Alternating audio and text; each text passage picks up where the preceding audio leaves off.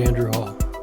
You're listening to Dead Hand Radio, a podcast about the Cold War, its history, and the effects it had on our culture, technology, and the future of our world. My guest today is host of That UFO podcast, Andy McGrillen. Andy is a podcaster, Scottish by birth, and currently lives in the northeast part of England with his wife and 2 children. Aside from being a podcaster, father, and husband, Andy also has a lifelong interest in UFOs, and he's interviewed many well-known members of the UFO community. Andy and I met on Twitter, of course.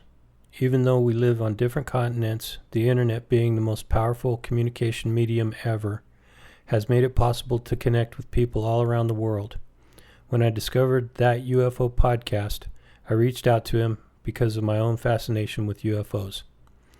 After several texts, I figured there's certainly enough Cold War related UFO incidents worth diving into on this show, and I invited him on to discuss some of these events. This episode will focus on UFOs and aliens, and for listeners who tune in to hear about the Cold War, don't run away just yet.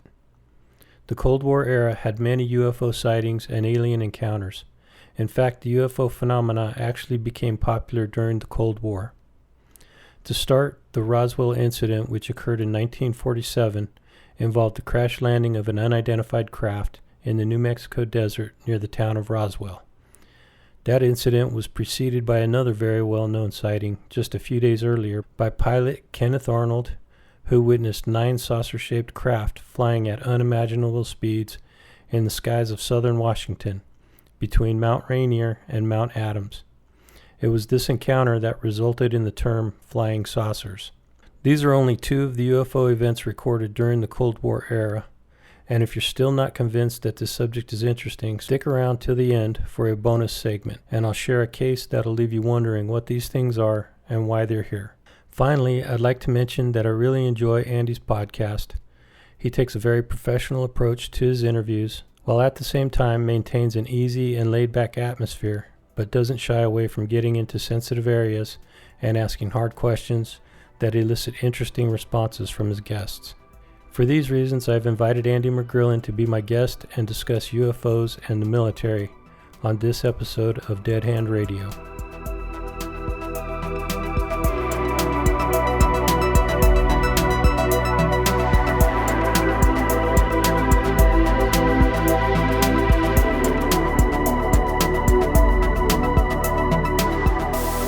Hi, Andy. Thanks for joining me on Dead Hand Radio today. How you doing? I'm very well, man. Thank you for asking. It's a pleasure to be on. So, hello to all the listeners and hi to yourself. How are you? I'm good, thank you, and a pleasure to have you here. Appreciate you coming on and joining me for this. It's going to be an interesting talk. My podcast is focused on the Cold War, and I never really thought about incorporating, even though I have a huge interest in the UFO phenomena, never thought about incorporating it into the the mix of what I talk about until I saw your podcast, and I realized there was so much UFO activity during the Cold War era that it's an area that would fit right into what I'm doing here at Dead Hand Radio. Yeah, absolutely. Before, during, and after, as you know, we're going to discuss anyway. But yeah, it's I think that there's a lot of really interesting things between Cold War's not my expertise, whether it's the former USSR or whether it's Russia or whatever it was called, and between the US and even other kind of superpowers like China. It's a topic that's always there in the background amongst everything else that kind of hits the mainstream media. So yeah, there's definitely a lot to talk about. Yeah, for sure. So with that in mind, could we start at the beginning with your story and tell me a little bit about how you got interested in the topic? Yeah, absolutely. So when I was pretty young, I was always interested in mysteries, and from very young, ancient Egypt and how the pyramids were built. I particularly was interested, being Scottish myself, and things like the Loch Ness Monster as a very early mystery. I had a lot of books and videos on that. So I think just naturally I kind of progressed as time went on to getting onto the topic of UFOs, aliens, ETs.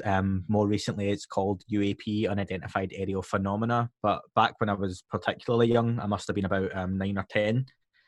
Actually, let me go even earlier than that. When I was 6, 7 years old, my dad one night, we were leaving my grand's house, and just near where we stay, there's a kind of high-rise tower block of apartments or flats, but apartments for kind of US listeners, I'm guessing. And he saw what was a kind of light hovering next to the flat, quite high up, so a couple of 100 feet in the air.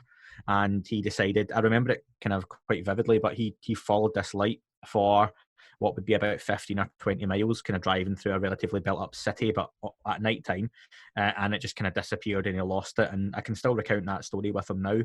My dad's only in his early 50s, so he remembers it really well. So that was my kind of first kind of sighting or seeing a kind of UFO that I remember, but I just remember seeing a small light in the sky. A couple of years after that, I had probably the clearest one I've ever seen, and it's a kind of weird story to tell because it seems the kind of thing that should have been maybe bigger news given the incident and how many people saw it and whatnot and where it was, but it's just one of those things that did happen. So me, my mum, my sister, and a friend and his mother. Again, it was nighttime, same kind of area in Glasgow, Scotland, and we left a kind of local community centre. I was at the BB, which is Boys Brigade, I think, and we get the Scouts in the UK, but it would be like a Scouts type group. And looking along this road that's about a couple of miles long, but we were towards the end of it, there was what looked like a Ferris wheel, big wheel on its side, maybe tilted at a 20 or 30 degree angle, but rotating incredibly fast. But this thing would have been just hovering above the ground about a mile away from us. We couldn't maybe see the bottom of it, but we could see the kind of top 2/3. And like I say, it looked like a huge kind of Ferris wheel, maybe 70, 80 feet. Again, it's just going by the judging by the houses. And this thing was spinning incredibly fast. And I remember kind of looking along and being young and into that, kind of into UFOs and aliens and whatnot. I, kind of pointed this out to my mum and, wow, look at that. And I just remember them not being particularly fazed or particularly interested, even though this is something, if you looked at now, you'd be like, oh my God, that's, it's clearly some kind of, you'd call it a UFO for not saying there was aliens on board, but, it was definitely something. And I remember we walked home that night, and that was the kind of last we heard about it. And there was nothing along there that evening. And like I say, if you wanted to think it was some kind of fair that was going on, there was nothing planned. There was nothing advertised. And this thing was tilted at an angle and spinning at a speed that would have killed you had you been riding in a kind of fairground ride. So that's still something now that I've asked my mum about. She remembers, but she's very much not really a believer in aliens, UFOs, flying saucers, whatever you want to call them, whatever they might be. But I think it's a really good kind of story and indication of how a lot of people saw that in that small group with me that night, but none of them talk about it. None of them are particularly interested in what happened. And it goes to show there's a lot of these incidents happen all over the world all the time. And you would say that surely more people would have seen that and more people would have spoken about it. But there's an incident that's pretty incredible looking back on it, but wasn't in the papers, wasn't on the news. And how often does that happen? It just kind of goes away. So, and that was long before the days of smartphones and whatnot. So we're talking the kind of mid-90s at that point. So yeah, so growing up, I'd seen a few kind of things like that, UFOs and kind of lights in the sky and whatnot. Never been abducted, would never claim to be, never saw something so close that I could describe in great detail, hieroglyphics on the side of it, anything like that. But I've certainly had enough encounters that's kept me kind of going through to my now mid-30s that I've started my own podcast on it. So yeah, it's a pretty fascinating topic all round, but that was how I kind of got started in it. First incident, you say you were probably about 6 and you were driving with your dad? Yeah, my mum, dad, sister, and me were all in the car, yeah. So your dad saw the object as well? Or you said your dad was following the object, right? Yeah, he's seen it sitting at kind of, as I say, a couple of 100 feet in the air. Again, it's a kind of tower block of apartments. Mm-hmm.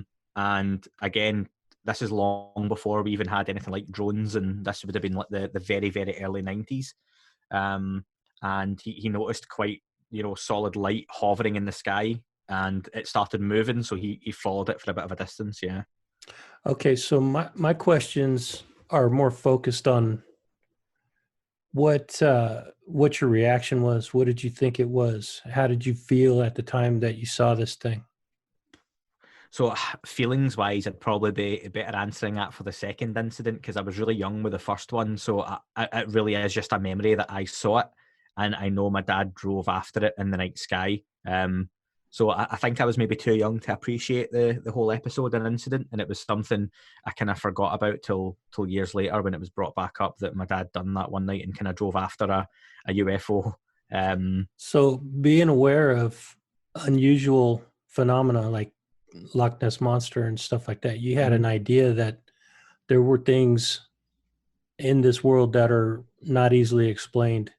And when you saw that, did you equate that to something that was kind of like the Loch Ness monster that was Yeah, not easily explained, that kind of thing? yeah, absolutely. I was always really open-minded with things like that when I was younger.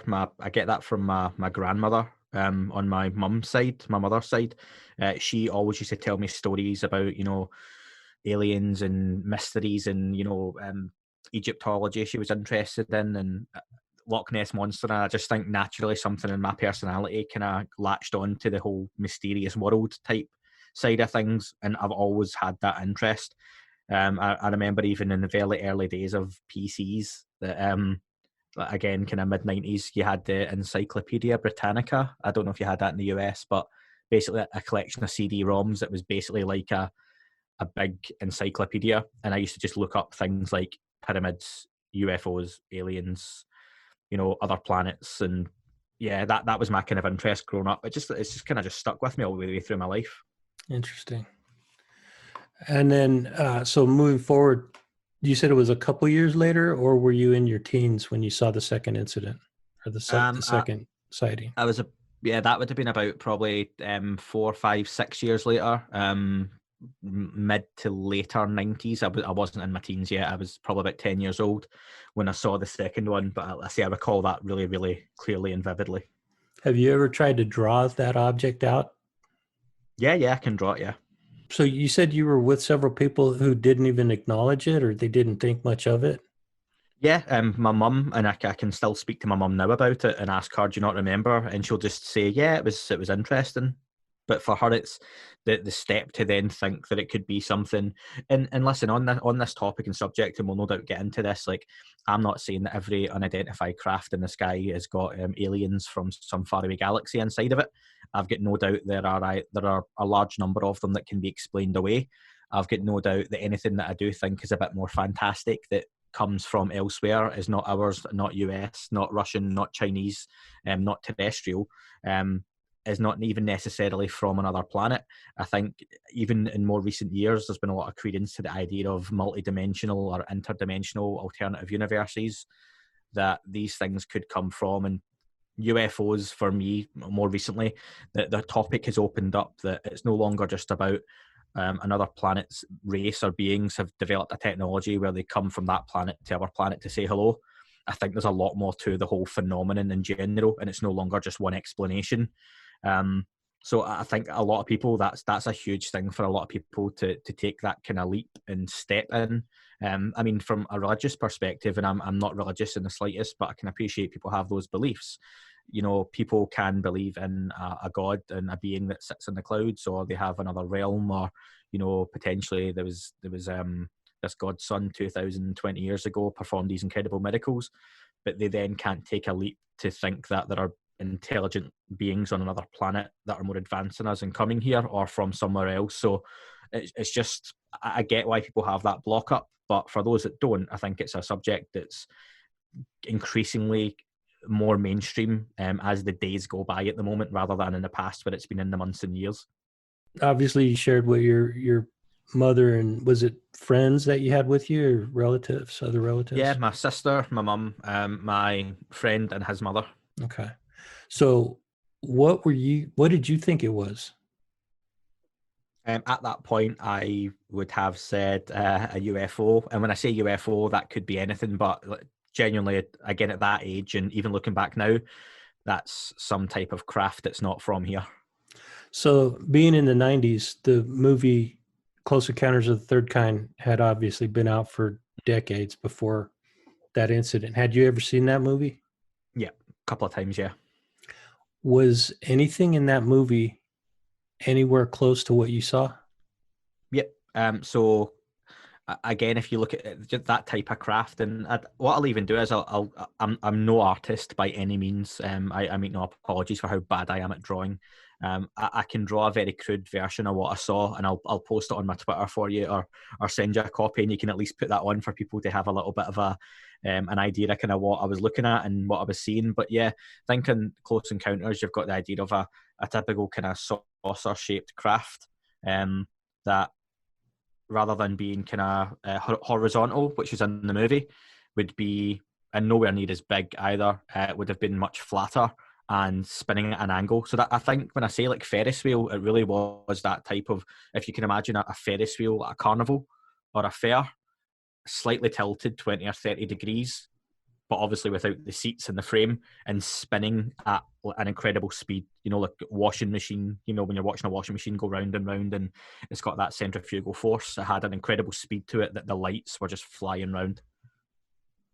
Interesting, man. So, and you have that image seared in your brain probably pretty clearly. You could probably see it just as clear today as you could Yep. when you were that at the age of 10, right?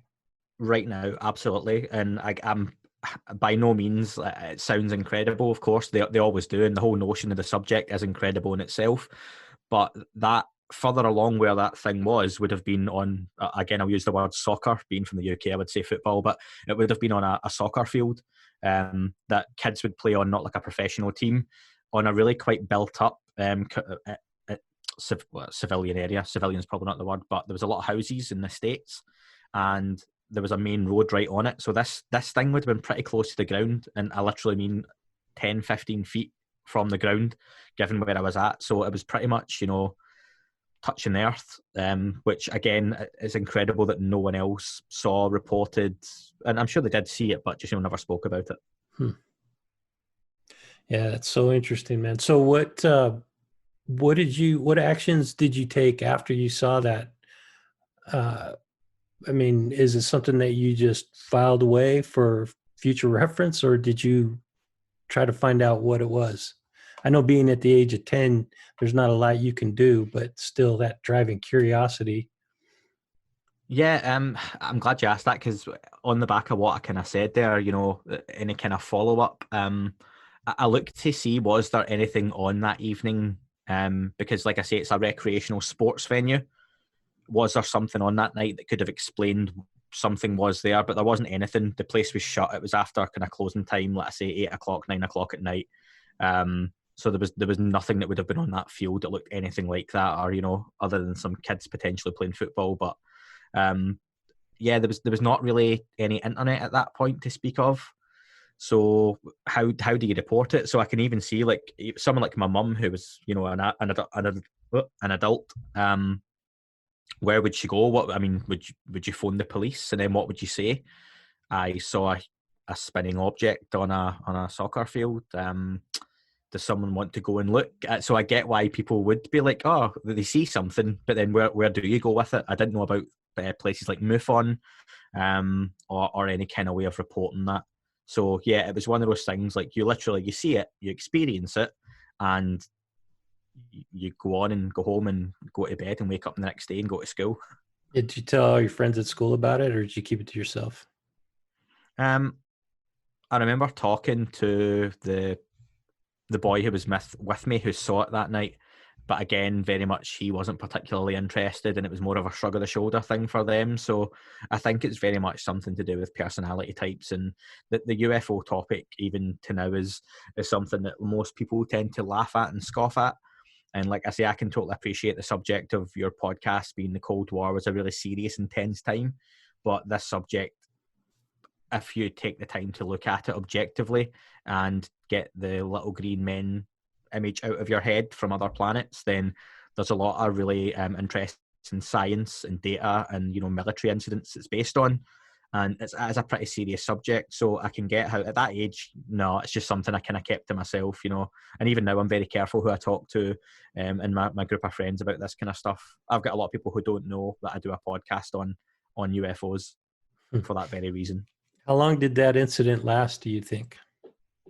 A couple of minutes, literally in the time it would take for you to cross a relatively small 2-lane stretch of road. It would have been 20 seconds before it was out of view, but I remember we stood for about maybe a minute looking at it. But how long do you stand and look at it? And I absolutely, if you could take me back to that now, I would have stood and waited till it left. That's what I was going to ask you next. Yeah, if you had a camera phone, you would have been filming it nowadays. Back then it was shoulder-mounted camcorders and video recorders, which we did not have. So yeah, it's one of those things that you look back and go, there's so many things I wish I had done that, yeah, it just wasn't possible, or at the time. So you guys saw it, looked at it for a couple minutes at the most, and then left. Walked on, carried on home, got on with our lives. Yep. Interesting. Yeah, that's interesting. Did you have any more sightings like that as you were growing up? So, of that kind of magnitude, I had one about 9 months ago that I'll talk about, but in the preceding time, I've always, just given how interested I am in the topic, I walk my dog at night literally with my neck up in the air looking at the sky just to try and catch a glimpse of something. I've got I've got apps on my phone that show me what kind of stars are where. I know when something's a planet. I've got a really good idea now when the space station comes over the UK, because I get Twitter alerts to tell me it's coming over. More recently, Elon Musk's Starlink satellite train is pretty incredible. And to someone who didn't know, you would absolutely scream UFO, but these things come over and go a kind of is it geocentric orbit around the Earth? So they move in a kind of steady pattern. So what you're really looking is something moving either at an incredible speed, but also then potentially turning, which satellites don't turn. So about 9 months ago, I was driving home from work. I live in an area which is quite near an airport, so bear that in mind. So I kind of know what planes look like in the sky, especially low altitudes. Was driving about 5 minutes from where I live. And again, it was pretty busy. It was probably around 6 p.m. in the evening, dark night, just not long before Christmas. And lots of cars on the road. But on one of the final turns towards where I stay, turned a corner and saw two lights in the sky that looked like a kind of aircraft kind of approaching not far, let's say, from the airport. But as I drove a bit further along the road, two lights were still in pretty much the same spot. And you would have expected that, I'm driving forward, the aircraft would have been coming forward. And then before I knew it, I looked to the left-hand side of the road and a white van had pulled over, and I could see the driver looking out and looking up at the lights. And then basically, it happens very quickly, and it was just me driving in the car myself, drove under these two lights. And as I looked up through the kind of my front windshield, I don't have a sunroof on the car I've got, you could see on the darkness of the night sky that there was a triangle in the sky, and the two lights were at the point of what would be the back of the triangle. And without having those lights for a frame of reference, you wouldn't have seen this thing sitting in the night sky. It would have been a couple of 100 feet off the ground because there's a tree line. So in my head, being, into like a UFO buff, a fanboy for aliens, all that kind of stuff, I'm thinking, oh my God, that's incredible. So I'm now driving along though a pretty busy road at 60 miles an hour, which I'm not sure what that goes to in kilometers, maybe 80, 90 kilometers an hour road. So I had to be kind of wary where I was driving and where I was looking. I turned into some random person's kind of farmhouse to then look along and double back and drive back along towards it. They came out their home and kind of asked, are you okay? Given some random guys just pulled up on their driveway. And I was trying to, ignore them, but also look along back at the road, and I could see this object still hovering above the trees. It was mainly the two lights, but you could just make out there was a solid structure to it. And it was still just sitting. And I remember saying to this kind of older gentleman, I'm just turning my car around. I'm looking back along at that. And he looked and kind of bent his neck and went, oh yeah, that's, what is that? And I went, it looks like a black triangle sitting in the sky. And he just laughed with him and his wife. And he just said to me, oh yeah, it just shows you there's other things out there in this world, isn't there? And he went back into his house and said good night. So very British, So I reversed back out onto this road, which again, really busy road. Started driving along, but literally as I was reversing out, I could see it moved over the tree tops diagonally.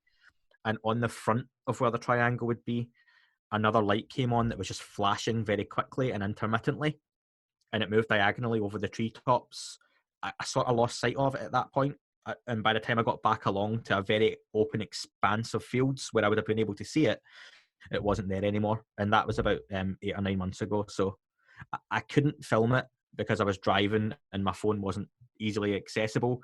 I did phone my wife at the time and give her a running commentary of what I was seeing, which is no real evidence, but she kind of got the shock in my voice and me kind of talking through it and whatnot. So that was my most recent one, yeah. Yeah, that sounds like a pretty incredible sighting as well. Do you think that was military? So yeah, potentially. It was sitting, and again, even though you're in the car and my windows are up, you can still hear, if that was an aircraft that low down, they would make some kind of noise. And there's something. It was sitting so still in the night sky that without those two lights being on, you wouldn't have known it was there. And even then, I imagine a lot of people drove past it. And it was only driving underneath it you could sort of make out the triangle structure to it. So I've got no doubt that that could have been a military vehicle of some kind, yeah. Do you think that you are targeted by these objects for some reason? No, I do think there's something to certain types of people and how kind of willing you are to maybe a personality trait or something in your subconscious or in your mind. But I think there's also a lot to the fact that, given my interest in the subject, like I say, when I walk my dog, the amount of times I walk into garden fences or branches or bushes because I'm not looking down at my dog or the path, and it's a dark evening and I'm looking up at the sky, and that it kind of messes with your eyes. If you're looking up, you'll see things, and I just think it's something that people kind of lose sight of now, because I think everyone's looking down at mobile phones, particularly these days. So who is looking up? You don't know what's flying over your head. You don't see it. I'm sure there are people out there that are targeted. I personally, I would never say no. I haven't been. I just think that I've got an open mind. I am always on the lookout, and maybe I've been lucky. I'm pretty level-headed, and I get how this sounds to a lot of people, the whole subject in general, which is, I think, how it comes across on my podcast, that I'm very objective, and I'm more than happy to say something as a balloon, a kite, a flock of seagulls. But when there's certain data that goes along with certain sightings or pieces of evidence, then unequivocally, there's something else going on out there. So, yeah, more than happy to answer anything. To be honest, I would definitely not targeted, but I just think if people have an open mind and have a look up at the night sky, especially when it's clear, you'll see some interesting things now and again. That's cool. The reason I ask is because that's multiple sightings by the same witness, which is totally credible, totally believable. I don't doubt that. And then you got me, who is equally interested, maybe not as enthusiastic about it, but equally interested as you. I've never seen anything like that in the sky. Not saying I doubt what you're saying. I totally believe that the phenomena is real. I just have never witnessed it, and I'm like, why? Why have I? I look up at the sky. I woke up this morning, like 3:30, 4 o'clock in the morning. Walked outside and stood outside for like 5-10 minutes, looking up at the sky. Of course, I live in Las Vegas. The night sky is almost like sunset because the city's so bright. The So light pollution, yeah. Yeah, you can't even really see all the stars in the sky. So if there was something out there, I probably wouldn't be able to see it anyway because, like you said, the light pollution. I'm kind of lucky where I live now that I've always kind of grown up in cities, and yeah, I wouldn't say I live in a really rural area. There's a lot of maybe field roundabout, but more and more those are getting built on with houses. It's relatively busy where I stay, but I've always been a bit of a city boy, totally the opposite to my wife. So anything I've seen prior to 7 years ago would have been in Glasgow in Scotland, in a really busy part of the city. I totally appreciate your point, though, that there's people who would say, yeah, well, I'd love to see something. And do you know what? Every night I go out, not even 99 times out of 100, but even more than that, I look up into the night sky every night where it's clear and don't see anything. Or I see something that I just put down to it's probably a satellite. You see a lot of shooting stars. Like, I know people that say to me, I've never seen a shooting star. I've seen loads, but again, if you walk about with your head in the kind of, literally with your head in the clouds almost, you're going to see some stuff. But yeah, it's an odd phenomena that who does see something and who doesn't. And again, I don't know if it's something you talk about later on, but there's a lot of on the CE5 movement. where Dr. Stephen Greer, for anyone who's familiar with the name, is someone who he's got a documentary out. I'm not particularly keen on the character of Mr. Greer and what he tries to put across, and I don't appreciate maybe an aspect that he tries to sell a lot of things and he charges for an app, but his whole idea is that you can contact alien ET civilizations through a very basic kind of meditation almost, and that's me giving a really basic description of it. It's not something I've tried, but again, that might be something that's worth people looking into, because from what I hear from people, it's relatively successful. That is something new to me that I've only heard. I've heard of the CE5 thing and never seen the movie, but the communication with these objects, that's new to me. Yeah, so again, never something I've experienced, or when I've had any of those kind of incidents, or not, they're not encounters, kind of sightings, I suppose. I've never had that notion to speak, or again, a lot of them were when I was younger. I don't doubt there's something to it. It seems there is. I know CE5, although it's something that maybe right now is being monetized, and Stephen Greer is kind of at the forefront of that movement. It's not a new concept, and it's something that's been around for a long time. It's something you go back to Native Americans, indigenous tribes have practiced this their whole life, and you can still read that they have a spirituality, and you'll know this better being in the US than me, but Native American, Indian tribes, whatever you call them, have a spirituality in their culture that they've never lost. Whereas a more modern people or civilization, as we've kind of moved on, have went more technologically driven. And that's something, again, that it's based in that it's everything's connected, and there's more to the whole phenomena with a huge involvement with consciousness as well. So again, I don't practice any type of meditation. Being a kind of angry Scotsman, maybe it's something I should. I've got an interest in remote viewing. I've never practiced it or tried it myself, but again, it's something I'm looking to get a remote viewer on my own podcast soon to speak to them. Some really fascinating aspects of remote viewing, something your listeners who may be interested in, if they've seen the film The Men Who Stare at Goats. It was originally a book. I don't know if you've heard of that one, Andrew. I did, yeah. I saw the movie, read the book. I thought the movie was, it kind of made a mockery of the whole concept. I didn't really appreciate the movie as much.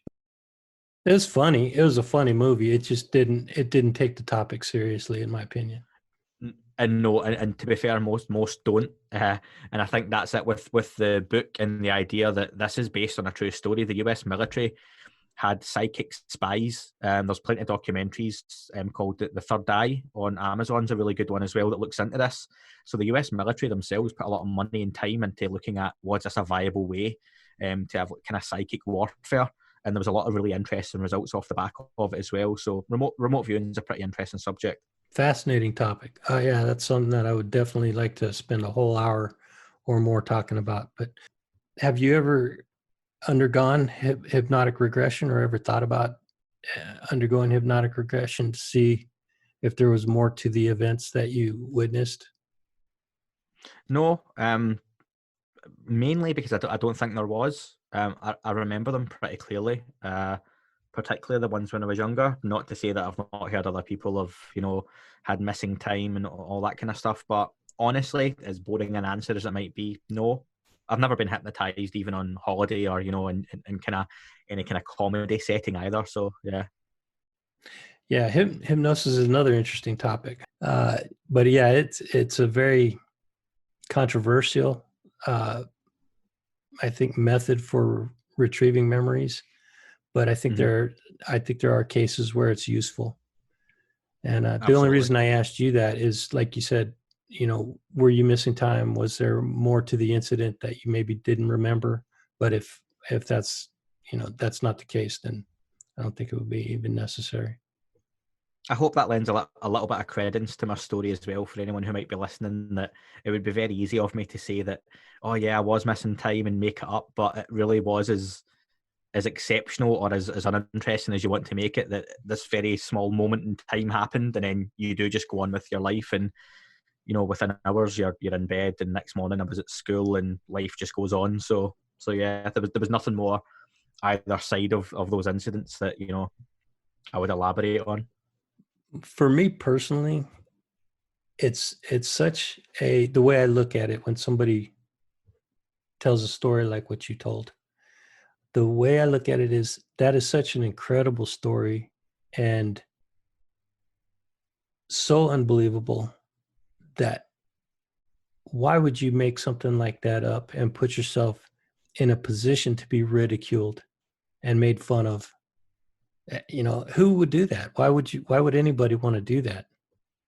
I don't get it. So anybody tells me something like that, my first reaction to that is I believe their story. Now, through a little bit of cross, questioning, if they trip up, if their story doesn't hold weight, then I'm going to get a little bit more skeptical and maybe call them out on it. Your case, I don't see any of that. You sound very, very believable, very credible, and I appreciate you sharing your story. I haven't heard you recount your story on your podcast at all until this is the first time I've heard your story.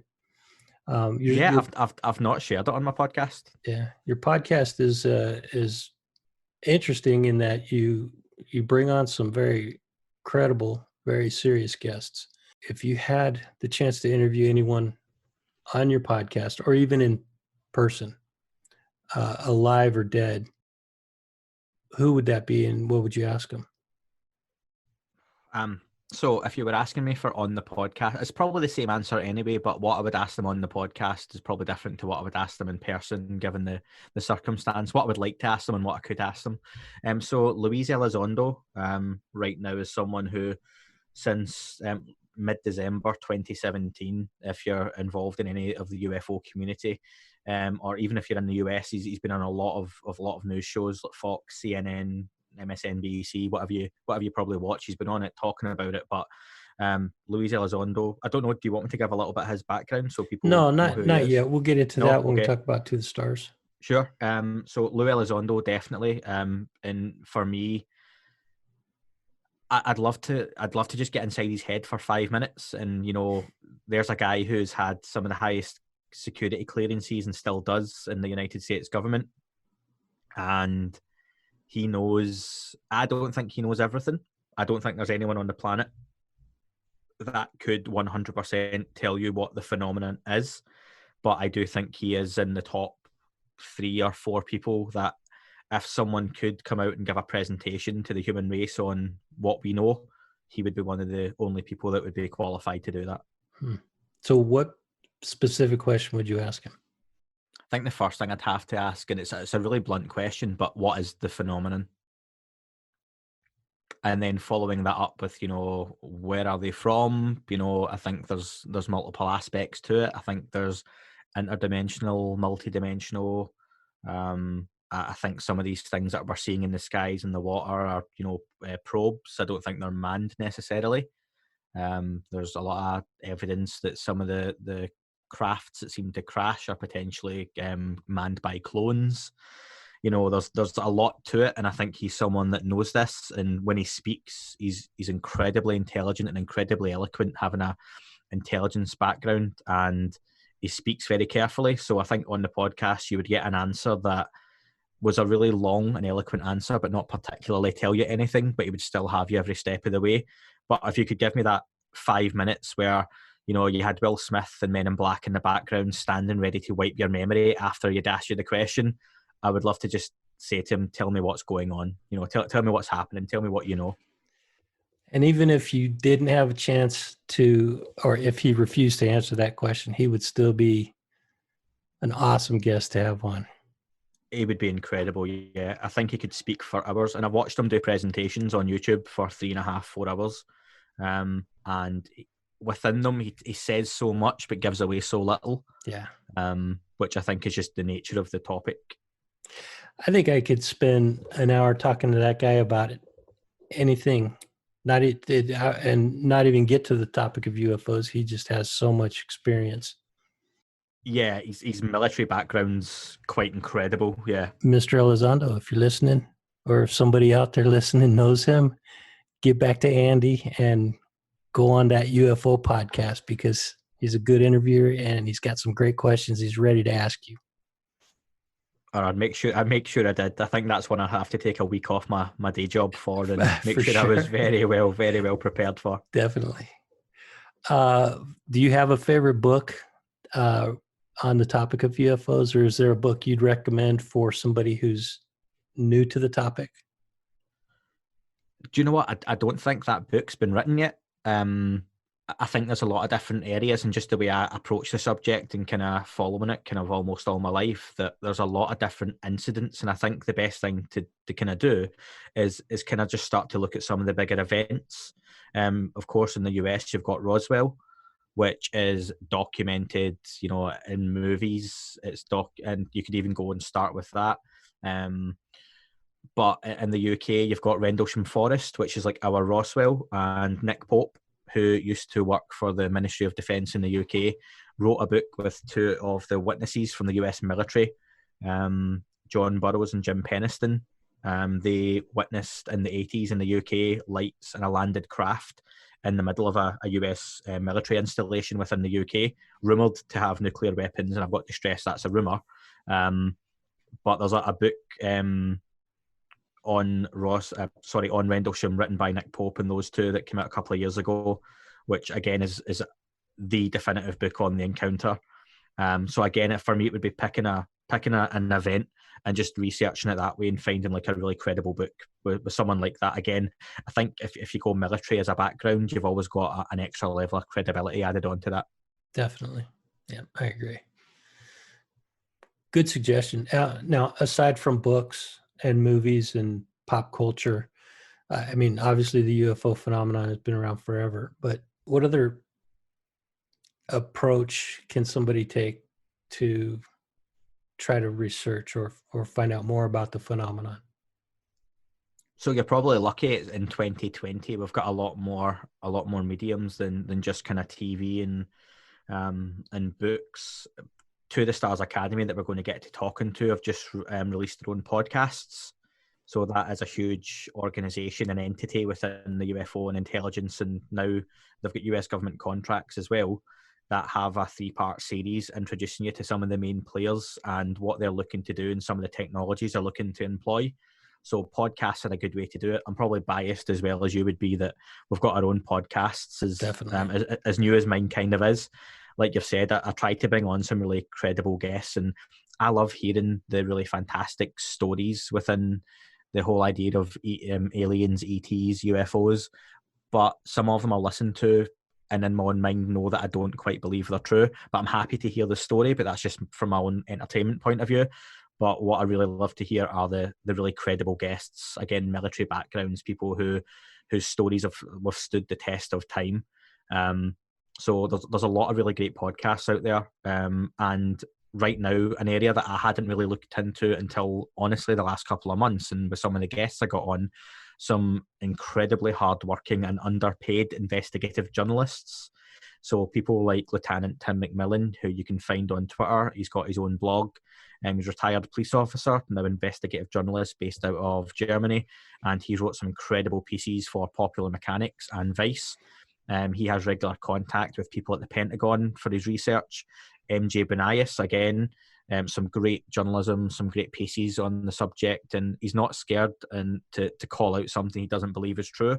And there's some aspects of different stories that I believe in, that I would say they've got weight to them, that in speaking with him as a guest, objectively, he has broken down and told me why he doesn't think they're true. So again, I'm more than happy to hear everyone's side of the story, but there's a lot of really good investigative journalists out there. And if you don't mind me indulging, there's Joe Murgia, who is UFO Joe on Twitter, has just today released a 4-part blog breaking down the Admiral Wilson documents. That's not something I'm going to go into detail on because I've not read them myself yet either, but they're documents that potentially in the coming days and weeks could be a part of a very big breaking story in the New York Times that might be coming out. And there's a lot of rumours that is about to kick off in a big way. And again, that would be documented, high-ranking, currently serving military officials within the United States government and Air Force admitting there are ET craft retrieved and bodies and technology being reverse engineered. That's rumoured to be kind of coming out hopefully in the next few weeks. But Joe Murgia has written some incredible pieces on that are out today, and I would encourage people to kind of go and look these up as well. So investigative journalists are doing some really great work on the topic in a very serious way as well. And that's what's really, to me, refreshing and kind of eye-opening, actually, because 10 years ago, there weren't many people doing it, in serious investigative journalism. 20 years ago, you had, 25, almost 30 years ago, you had George Knapp, and he was really a pioneer. He was one of the few people that was willing to go out on a limb, stake his credibility and his career on bringing a story to the public. And he did it in a way that I think that he has maintained um, a level of credibility and professionalism to this day. And I appreciate the work that he's done Absolutely. so much. So yeah, for all the people that you mentioned are people that I already follow, and I recommend anybody out there listening who's interested in the topic follow those people, as well as George Knapp. And I'm sure there will be more people coming out of the shadows to get on this topic, because as it heats up and more incidents are starting to come to the light, as it were, you're going to see more people interested in the topic and starting to do some serious investigative work on the topic as well. Yeah. What do you think is um, the catalyst for these the increase in the frequency and the intensity of these incidents? It seems like the last 10, not even 10 years, maybe 5 years, it seems like things are really starting to increase and heat up in the whole field of ufology. So I think there's maybe a few things come into play then. If you're particularly looking at the last 3 years, Two of the Stars Academy's work and what they've done regarding some of the people they've got involved in the company, which we're going to talk about, has been huge. Again, the last 3 to 5 years, there's been massive leaps in technology. Again, everyone's got a camera phone. It seems that anyone filming a UFO can't hold it still, which is frustrating. But again, maybe there's technological aspects of that at play.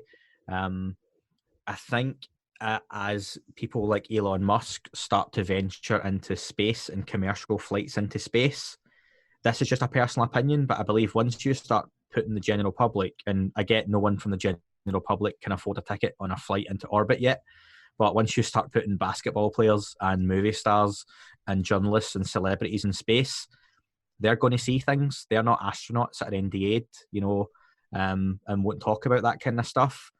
I think once you start doing that and traveling back and forward, things are going to open up anyway. I think it's just natural that things are progressing in a way that whether people are ready to hear it or not, or ready to discuss it, that the conversation kind of has to be had. And it's being drip fed. For some of us involved in the topic, it's being drip fed, and it's, maybe frustratingly slow, but that's kind of the way I think it has to happen, to be honest, for the mainstream to accept maybe what's coming. Yeah, and that's more for, like you said, for the mainstream media, for people in leadership positions, to be able to get comfortable with that topic coming out to the public. I don't think it's really intended to protect the public from this information, because I think the public is waiting and ready to hear this information. Yeah, I think you could get 100 abductees to get together in some kind of group and lobby, I suppose from a US point of view, lobby Congress and say, we've had these experiences that they're incredibly volatile, or, that they violate our privacy and, whatnot in our lives and affect us massively psychologically. And that will get laughed at on largely on a big scale. However, if you get one individual who has a US military background who comes out with data that shows there are some kind of phenomena encroaching on US airspace with impunity and making a country with $1 trillion defense budget look amateur, that gets people's attention. And that's what's happening just now, that the right people's attention is being grabbed. And that's why there's briefings going on just now in the halls of Congress. And of course, just a few nights ago, President Trump and his son sat down for a father-son interview, and regardless of the nature of it and maybe the content, it's not very often you hear sitting presidents talking about potential aliens, UFOs, incidents on television like that. So regardless of anyone's opinion on that president specifically, it was refreshing to see that happen. The thing that struck me about his response, the question was, what are aliens, basically? And his response was, I'm not going to tell you what I know about that subject, but it's very interesting. To me, that says way more than any other president in history has said about that topic, because every one of them's been asked. Yeah. For him to say, I'm not going to tell you what I know, that means he knows something. It's very interesting. I believe him that it is interesting, and there's more to it. Yeah, the nature of his answer, I think, as well, given, I think worldwide everyone knows Donald Trump's mannerisms and his characteristics, and he is not shy to speak on any topic, regardless of his level of knowledge on it. But he has a certain character, and almost like he puts on a certain character when he talks about certain things, that's almost got a comedic value to it. But he seemed to answer this really quite seriously. Yeah. When he could have poo-pooed it, and his body language was maybe something that we've not seen too much from him in the past.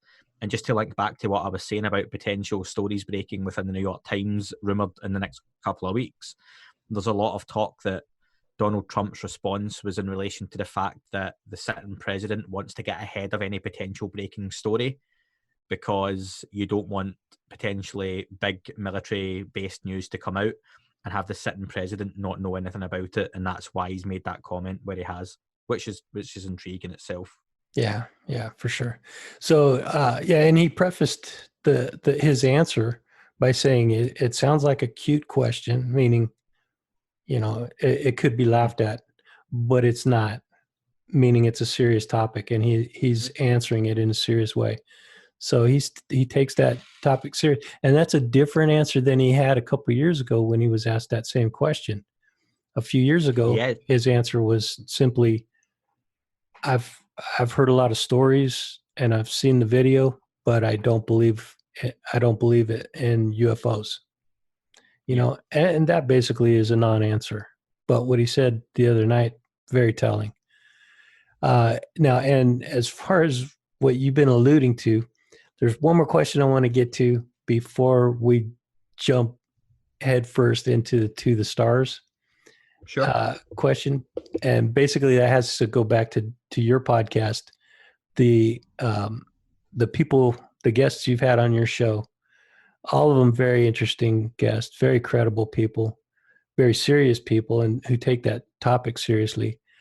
Mm-hmm. Out of those guests, and the stories, the answers that they've given you, what is your favorite story or answer that you've gotten from any of your guests? I'll give you a frustrating answer to start with, and then my answer afterwards will probably follow nicely into what you're going to talk about anyway. I won't name the guest, but the conversations I've had with my guests when I've stopped recording have probably been as interesting, if not more interesting, than some of the content I've had with them on the show. And one of the guests in particular, I spent nearly 2 hours speaking to after the show, and some of the things I talked about with them were pretty incredible, and that's no doubt things that will come to light down the line. But yeah, I wouldn't divulge that. But I would say that the first 2 guests that I got on, that I know that sounds terrible. Look, it's at the end of the day, I'm just a guy sitting behind a microphone talking here, right? That's not me dropping in like, oh, he knows stuff, but it could have been nonsense. But just from the background of these people and whatnot, some pretty cool things that we discussed. But the first 2 guests I had, Gary Voorhees and Sean Cahill. You kind of talked earlier on about the level of guest I've had on. I'll say from the outset, I don't know why these people speak to me.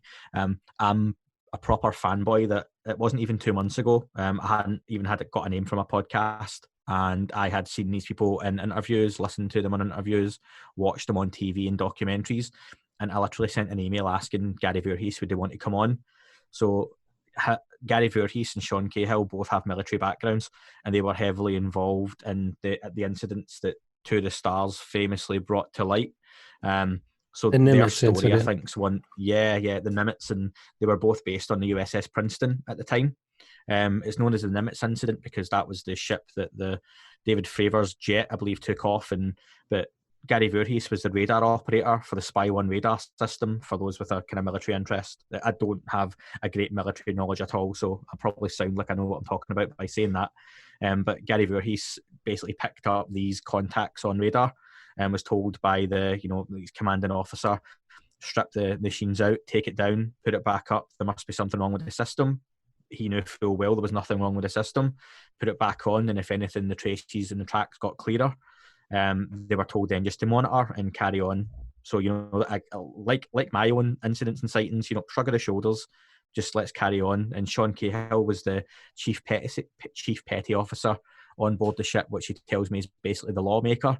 And he again saw these things with his own eyes. So that's something that was life-changing experiences for them. Didn't just happen in one go. It happened over a series of days. And in 2017, To the Stars Academy brought that to light. So hearing their stories recounted kind of firsthand with, like you said yourself as well, Andrew, these guys have a lot to lose by giving their version of stories. They don't make money off of this. They are decorated, soldiers, former pilots, radar operators, the people now coming out. And I think that's what I love about the stories is here's some really serious people that have no reason to tell you this other than they think people should know. Yeah, so I agree with you. That's an interesting story, and that does lead us right into the Stars Academy topic. I think that their contribution to the topic of UFOs has been the most significant contribution, possibly since Roswell, maybe in history. I think the story is still evolving, and I think To the Stars have basically opened the door for the conversation. I don't think they've opened it fully yet, and I think they're going to in the near future. And they've got a strategy to do that we'll no doubt discuss through this. But they have, if Roswell kicked the door open and then very quickly the door hit the wall and slammed shut again, they have cracked open the door, but they've also stuck their foot in the door and said, no, we're not shutting it this time. And I think they're very slowly pushing their way into the room, if people can appreciate that analogy. So yeah, I do think when it's all said and done, Roswell will be a footnote in the history of ufology, and To the Stars Academy and what Tom DeLonge and co have done will be what's kind of taken us forward into a very different conversation. And I'm openly admit I'm a massive fanboy when it comes to the Stars Academy. What they've done is ufology and the UFO community, whatever you want to call it, for 70 years up until 2017 only had the same cases to talk about, and it was very rare anything big ever happened. And with time, almost everyone involved in Roswell is passed away. Rendlesham is now 40 years this December, the anniversary. These people are now retired, older. Things do get skewed with time, regardless of how good your memory is. People start making money off of things, and again, that can change stories. But rather than delving back into the same cases in the past and the history, regardless of what's true, what's not true, what's got lost in the kind of fabric of time, what we do now have is very up-to-date cases. What we've got is the military in the US. I mean, if someone had said to you 3 years ago that the US Department of Defense and the US Navy would come out and say, here are 3 videos that show unidentified craft that we do not know what they are, you would have laughed. That just wasn't possible. Yet that happened this year. Both those admissions, and it's just, maybe it's the whole COVID-19 thing that where can 2020 get any worse with each passing month? It just seems to be okay, what's next? Basically the US government in a sense admitted this year, and I'm not going to use the word aliens, that there are unidentified craft performing incredible maneuvers that we don't know what they are in our airspace. Here's the videos, and it's just went sort of unnoticed. Again, hide it in plain sight. When everything else is going crazy round about you, why not basically admit there's UFOs out there? And I think a big part of that, the fact that it was kind of just brushed aside because of everything else that's going on, but I think a big part of it was exactly what you experienced in your incident when you were a child. The people around you looked at exactly the same thing you did, and the reaction was, "Oh yeah, that's interesting, but I got a whole life I got to live, and I got way too much to concern myself with than to worry about something like that." Now, I think that's the attitude of the general public, Yeah. and for that reason, the military could easily come out and, well, I don't know if they could easily do that, but if they did release, well, and I have to step back for a second because there's a lot more to it than um, just letting the public know that these things exist. Mm-hmm. There are potential security breaches that Yeah.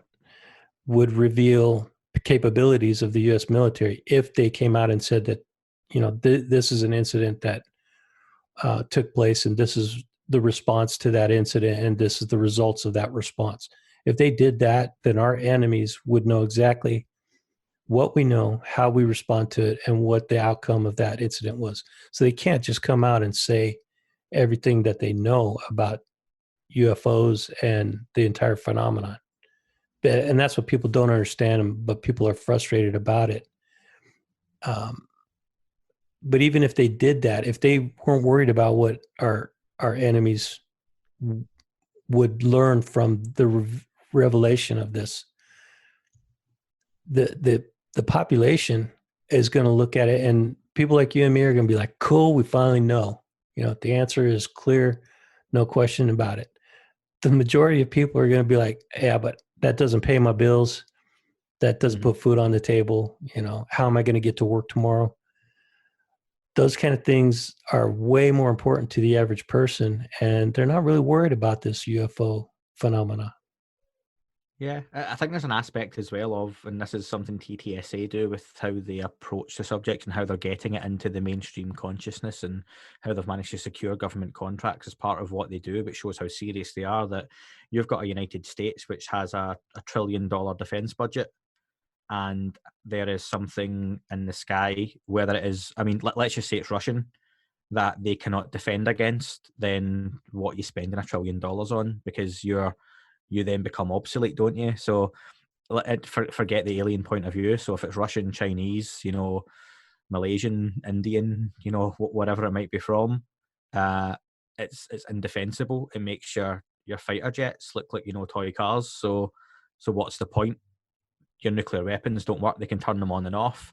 So you've got a people of 300 million US citizens who are no longer being protected by their government spending that kind of money.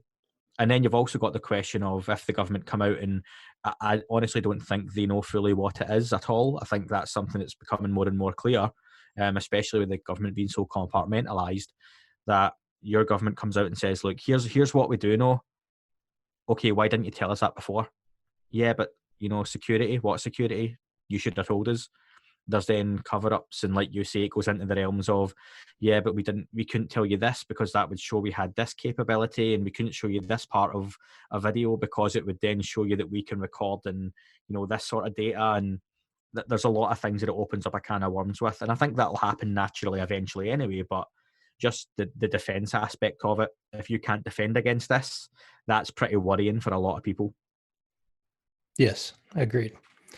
And as far as these things being, I don't think I've asked you specifically the question, what do you think these things are? But before I do, I'm going to ask you that. But I'm going to say first, number one, I'm 99% sure that they're not Russian, because I don't think the Russian government has the budget to be able to develop this kind of technology.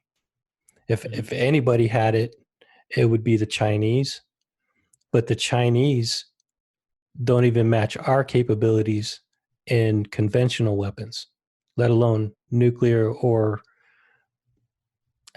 what do you call this? Exotic. I guess that would be called exotic technology. Yeah.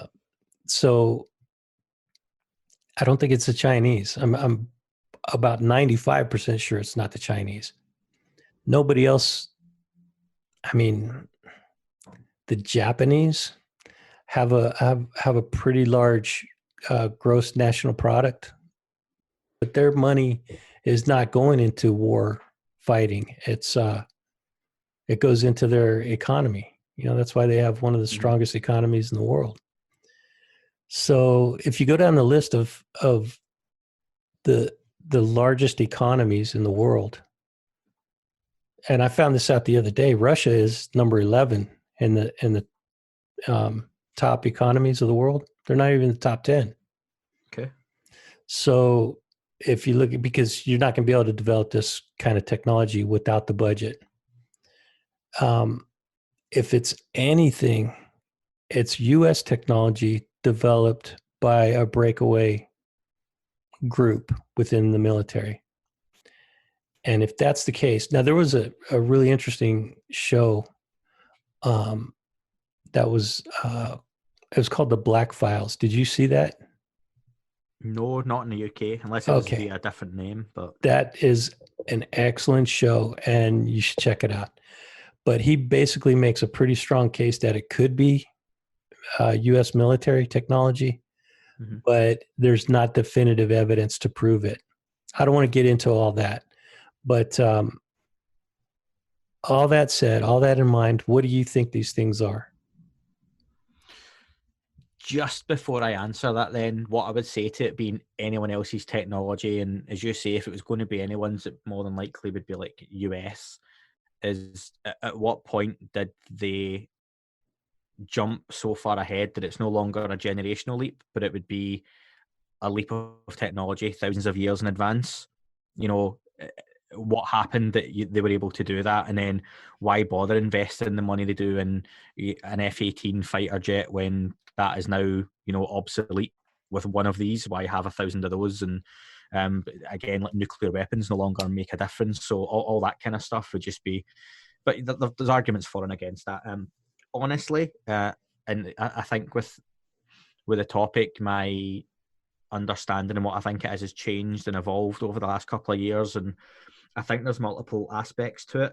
If you're asking me, do I think it's aliens coming from another planet, I would say that's one aspect of it that does happen. Yet I think some of these things, given the forms that you hear of, are probes. I don't think they would be manned. And one of the pilots' testimony, and again, this is and most of your listeners, I'm guessing, are US based, and you've got a very deep respect and rich history with your military and a connection with them.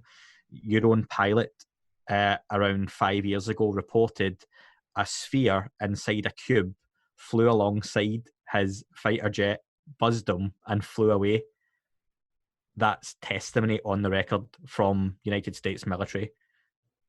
It looked like, one of those glowing, what do you call them? You put your hand on it and the electricity kind of touches your fingers and stuff, and basically this huge ball of energy inside of a cube. I think it's called a Tesla ball. Yeah. Like something like that, with a lot more filled, flew alongside his craft and flew away. That's totally different to your flying saucers that potentially are patrolling the skies. And then we've got the Tic Tac, which is bombing along, performing incredible maneuvers. So just to kind of answer it briefly, I think there's an ET aspect to it. I think there are beings traveling from potentially different dimensions that we can't see, and they kind of come in and out, and that's where things like frequency and consciousness have got a lot to do with it. And I think there's potentially an aspect of it that are some of these entities based on this planet and just very, very highly evolved, and we don't know they're here.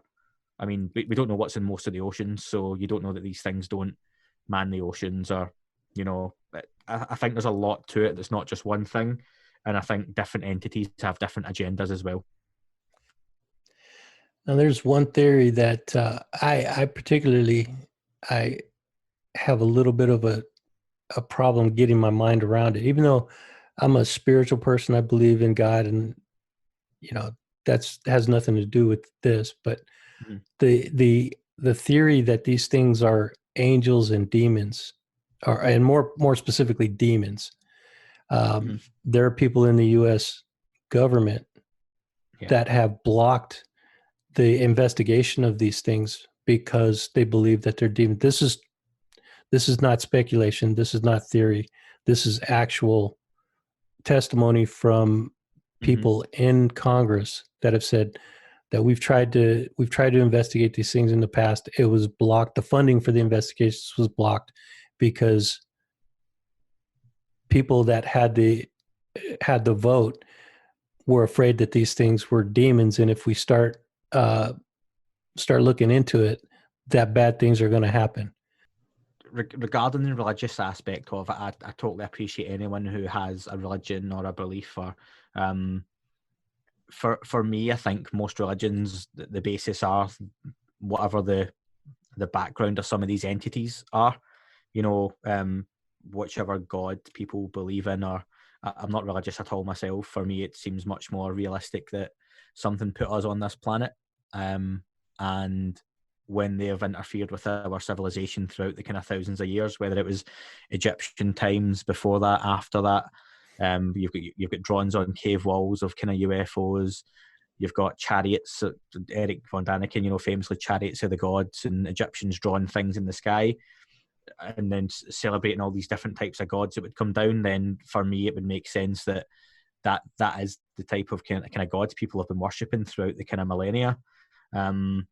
So bringing it up to modern day, yeah, there's an aspect of people that, particularly as you say, it's down as testimony. I think Luis Elizondo himself was on record, and if I'm wrong about that, I'd apologise to Mr. Elizondo myself, but I'm sure he's commented on the same thing, that people within Congress, because of the nature of this, they believe it is angels and demons, that they don't want to discuss it, push it further. Then yeah, if you're going to talk about one, then you really have to have an open mind about the other, and that's where sometimes for me, anyone with a religious background who won't open up and talk about the possibility of other life or other technologies and whatnot, is I find that hard to break down myself. That why can you believe this when your proof is a book? There's not 100,000 videos online of God, and potential sightings. Whereas we do have evidence of, en masse, yeah, there's not a UFO landed on the White House lawn. But what we do have is a lot of evidence, and a volume of evidence that points towards there being something. And it wouldn't surprise me if something, if you've listened to the Stars Academy podcasts, Tom DeLonge mentioned that in filtering, and they're looking to bring in, I know you're going to ask me about the Scout app, but they're looking at using artificial intelligence as a technology to try and predict patterns that when these things may or may not appear, or why they appear when they do. Like, you talked about not being able to see anything. Well, maybe it's been the wrong time, the wrong place, the wrong weather, for all we know. And he talked about also putting religious texts through an artificial intelligence to try and find patterns within that as well, to see if there's anything that would come out the other end and link into, there being a kind of commonality between them. So it's probably frustrating for me more than anything that there's people within, particularly the United States government, who could really push this forward, that because of those kind of beliefs are kind of holding it back potentially. True. I agree. That's a good point. And all I would say to those people is that if it is what you think it is, then let the people that have the ability to prove it do that. Prove it or disprove it. But this phenomena has to be investigated. It has to be understood, and you can't do that without looking into it. I just want to make the point, since you've asked, just to make it fair on both sides, that this isn't me having a go at religion. That's people's own personal preference. However, I think there's a lot of people who are religious, but also a lot of people within the UFO community that potentially wouldn't want this to be proven to be whatever it's going to be, because a lot of people make a lot of money spinning certain stories, and that includes the UFO community as well. Certain tales, certain abilities that potentially, if and when, let's just for talking's sake, another alien race came down and said, here we are, here's what we can do, here's how it actually works. That's going to show up a lot of people to be wrong. And then all of a sudden, a lot of people disappear very quickly, because their books were just there to make money, their experiences never happened, their religions weren't correct, whatever you want to say.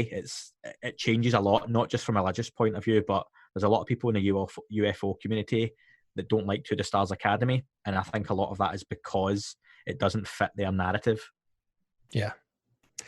Well, that's partly true. And I think another part of it is that as petty as this sounds, a lot of people just want to be right. They want to be first, they want to be right, and they get jealous. They see To the Stars Academy came out of nowhere. And people make fun of Tom DeLonge because he's a rock star, but that dude is a brilliant person. He's a very smart individual. He wouldn't have been able to get this off the ground if he wasn't. And they take that for granted. They beat him down within the community. That's what frustrates me. I'm like, I don't get it. Give the guy some credit for what he's been able to accomplish. Granted, he's not done it by himself. He's had a lot of help to get there, but he wouldn't have been in the position to be able to facilitate this happening if he wasn't the person that he is.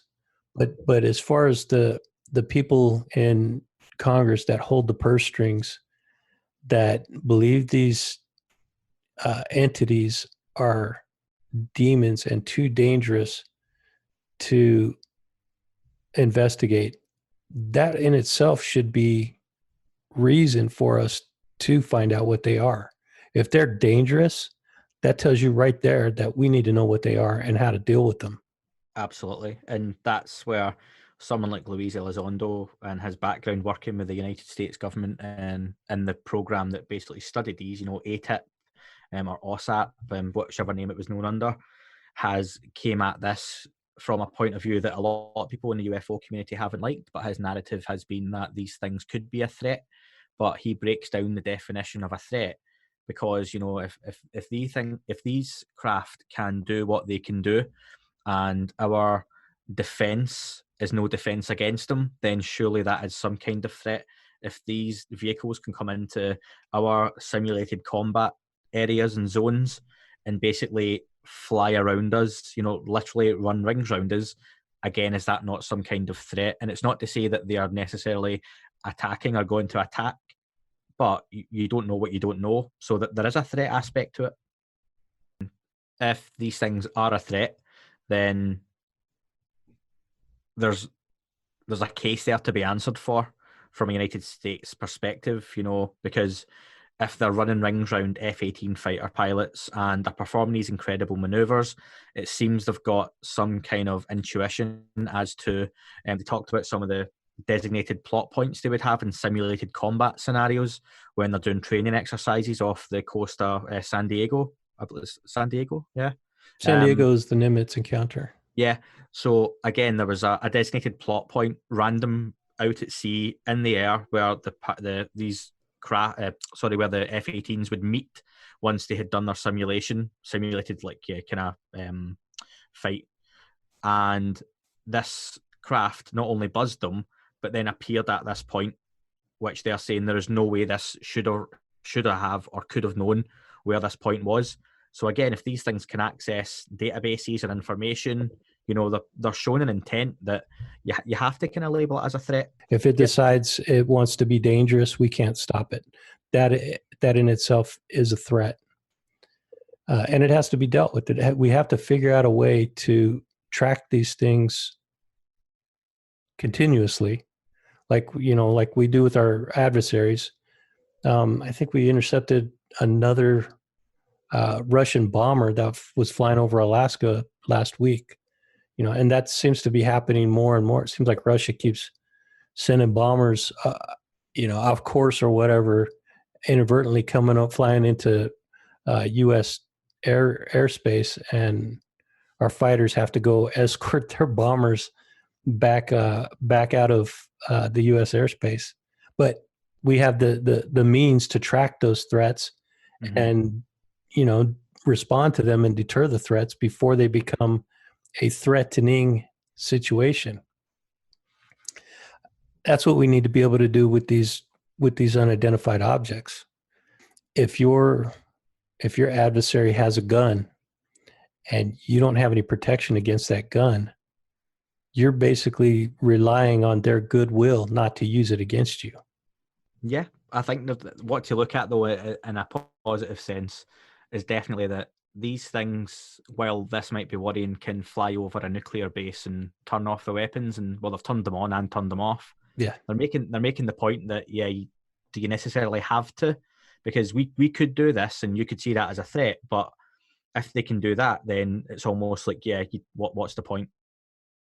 And maybe they're trying to make the point that you don't have to worry about this because, again, it's like in a kitchen, you know, a fly might buzz about and annoy you, and you'd flap your hands at it, and yeah, you could probably smash the fly to bits, but you could also just leave it alone and let it do what it's trying to do, you know. The fly doesn't know you're trying to hurt it. And potentially it opens up a whole new way of thinking that maybe, like you mentioned before, if these things are potentially have capabilities or agendas that we can't even comprehend, they more than likely going to be evolved past the point of that. But then, like I say, I believe there's different entities with different agendas. Maybe some aren't so friendly, maybe some are, and maybe we're just not worth our time at the minute. Now, there's one area about TTSA that I wanted to touch on because we talked a little bit about people bad-mouthing TTSA, Tom DeLonge in particular. Even Lou Elizondo came under quite a bit of scrutiny. But I think he's been redeemed because of what the Pentagon has come out and said. But a lot of critics still haven't been disproven on their claims that To the Stars Academy is nothing more than a big cash grab. They're just trying to infiltrate the UFO community, try to grab up as much of that money within the community as they can, and then skip out, leaving everybody scratching their head going, what happened? What do you say to those critics that that believe that that's their agenda? I start off by saying that Tom DeLonge, through his rock career and other ventures before this, has a net worth of $80 million. Is it worth him getting involved with high-ranking military officials who, again, would have bank balances into the millions of dollars to go after a few $1,000,000 that would be split between them in an area that's not got a lot of money in it? There is not a lot of money in ufology and UFOs, and many of the people involved that do sell the books and whatnot, it's a very, very small minority that do make any kind of living off the back of it. I mean, I certainly don't, in my podcast very much as a hobby. And but yeah, again, why would someone with that kind of money, they can make money in so many other ways. Like a Luis Elizondo was in a very comfortable job in the United States military and could have gone any kind of number of ways within those departments as well. Chris Mellon is a former, and I want to get his title correct, former United States Deputy Assistant Secretary of Defense for Intelligence, and then later for Security and Information Operations. I don't think someone like that, and he also has a very wealthy family background, I believe, as well. I don't think these people need to be going after that UFO money, because there are certainly a lot more areas out there where they can make a lot more money than that. And listen, if you just look at Tom DeLonge's social media post, whenever he posts about To the Stars Academy and any kind of UFO commentary, or sorry, UAP commentary, he will get 2,000 replies. 1,900 of those first replies will be guys and girls who are fans of his music asking when he's rejoining Blink-182, or when Angels and Airwaves, which are his current band that he still tours and releases music under, are releasing a new album or new track, or just that they love him. So he still gets that. So there is a lot more money there. He could release solo albums, just join Blink-182 again, keep touring as he's doing now anyway, and making millions of dollars still off his music, rather than this very small community which he's got himself involved in, that he's always had an interest in, that he's never hidden that. So yeah, for me, there's no question they're not in it for the money. Yeah, and me either. That's a question that I wanted to put out there for you to respond to those critics, because you have no skin in that game. You're not defending TTSA because you're part of the company. You're basically pointing out that this is logical, that these guys have more interest in this topic than making some money out of it. And listen, don't get me wrong, I will happily put on the record on your podcast just now, if TTSA and Tom DeLonge want to hire me for To the Stars Academy, I will take some of that TTSA money and I will happily do their podcast for them. So Yeah, just in case that ever happens in future and I get called a hypocrite. Excellent. Well, if anybody from TTSA actually listens to this, drop me a tweet and let me know, man. You know, that would just be a huge honor to be able to know that people listen to the show. So let's see. Next question about TTSA. Do you think that they're doing enough to remain relevant to this conversation? Absolutely. I would say they've been sort of quiet for some time. They had their amazing documentary series, Unidentified on History Channel last year. That was an incredible 6-part series. They've just confirmed in the last 24 hours that Series 2 will be airing on History on the 11th of July in the United States. Again, with a focus on individual cases, credible witness testimony, and also a study of metamaterials. They have a project called the Adam Project, which is basically studying exotic material that they believe could be from things such as Downcraft or a few different areas, to be honest. But yeah, that's something they've had for a couple of years now that it should all come together in this second series. So it's probably interesting time in the presidents of the United States has just mentioned Roswell and talked and kind of touched on aliens a couple of weeks before this second season comes out. At the same time, there's rumoured to be a further New York Times article as well.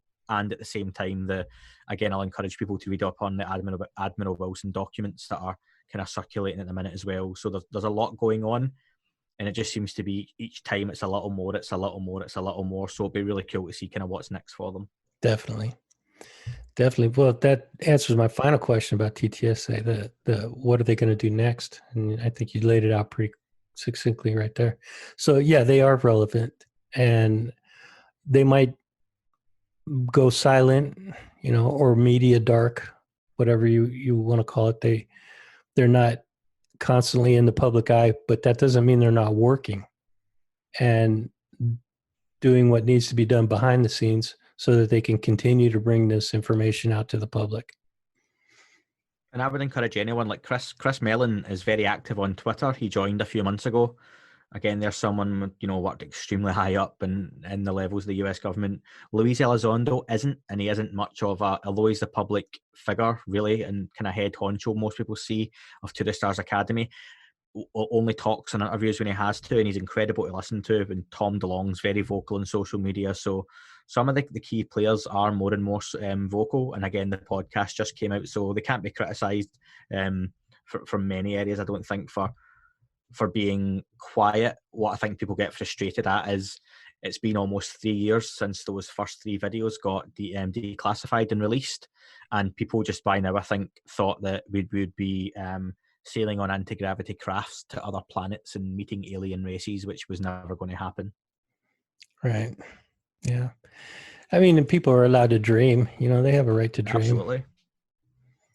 And nothing says that can't be possible in the future, but we got to figure out what these things are first and how they travel to and from our reality.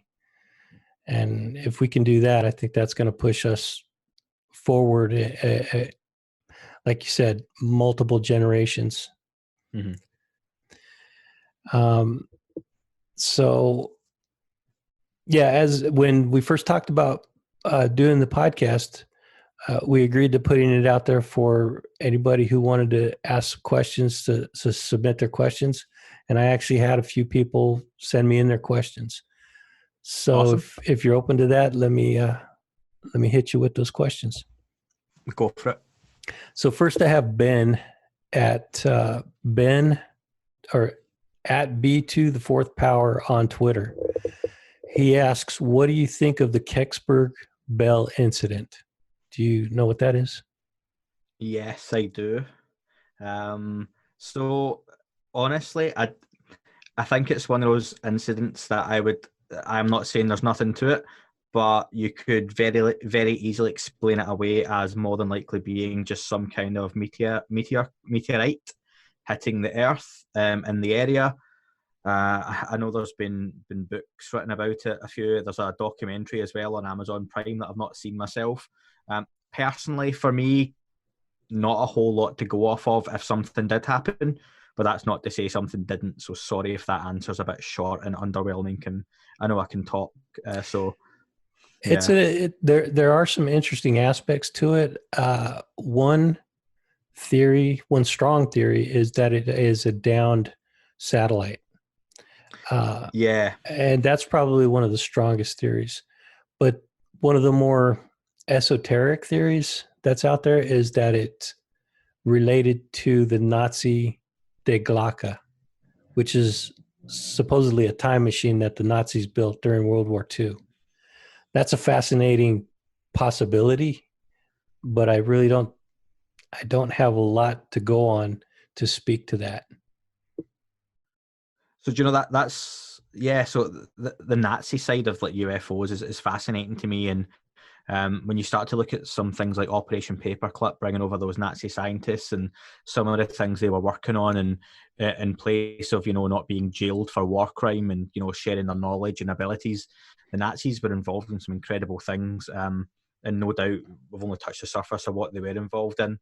That's Something a that that's a whole different rabbit hole there. What you're talking Oh about? yeah, like even like I mean, it's another show for another time. But like Exactly. what the Nazis done in Antarctica and why they were out there is for me is really interesting. Um, I know something I only found about really recently, which is sort of related to the kind of the Nazis and whatnot, is the T forces was something Nick Pope talked about on his Basement Office show with Stephen Greenwald. So I don't know. Do you know much about the T I forces, haven't Andrew? even heard of it. No, you So mentioned it to me once before, and yeah, I haven't had a chance to even look at it. What is it? so I found out about them last month. So essentially, when they stormed, and I hope I don't get this too wrong, but when they stormed France and Normandy on the landings, when the US and the British and whoever else are involved, the T forces came behind that first wave of soldiers that took the beach.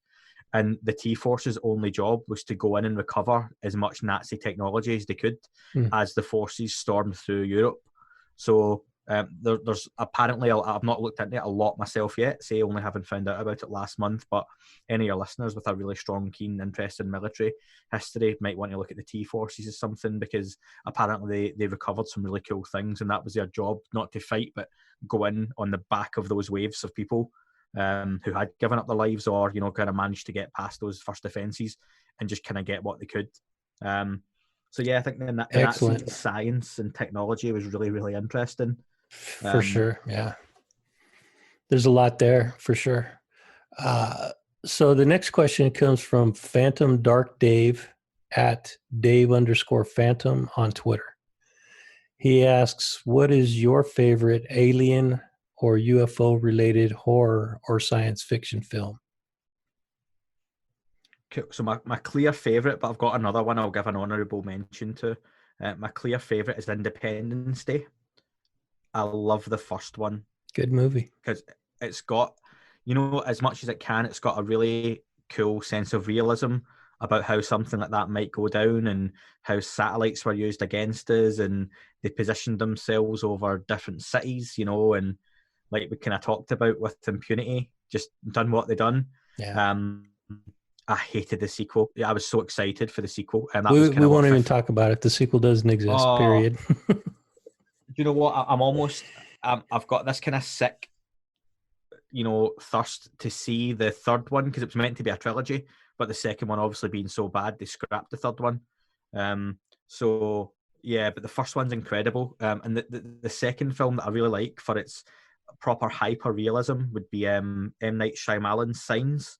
Oh, good movie. Where Yeah, I like that movie. yeah, I love how they tease, not really seeing much, and then you see like the UFO footage, and I love the first time you see it's like the kids' party in Brazil, and they're watching it on TV, and the alien just walks Yeah. past, but Yeah. it's really Freaky. grainy and fuzzy, and yeah, proper freaky. Like Yeah. I really enjoyed that. I like the build up and attention in that as well. Yeah. And that's when M. Night could make good movies.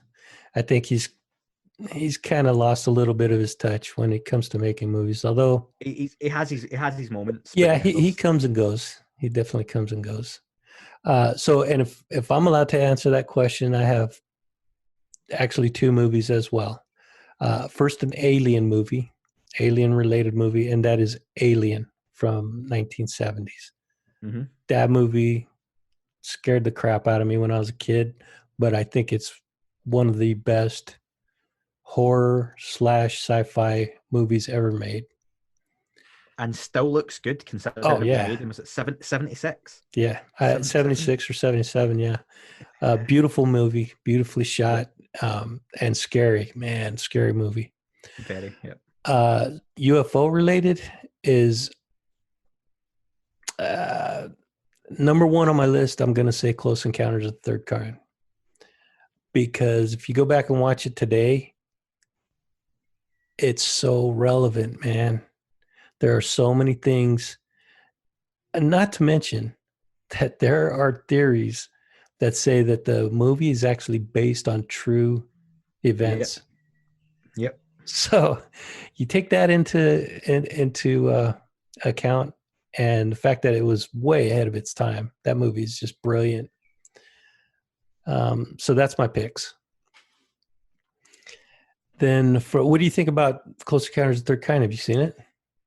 Yeah, I mean, not for years. I done a poll on my own Twitter recently asking people, and that ran away as a clear winner. I was really surprised, like how much, but I think it's one of those that just from where I was born in '86, I probably don't appreciate it as much as some. Although absolutely, it's something I maybe should go back and watch. Like you say, there's very, very strong rumors that a lot of Hollywood and the movies such as that and ET and whatnot are put in as a way of kind of preparing a society for, these things might exist and this might be what happens. And, we're kind of hoping for a Close Encounters more than an Independence Day.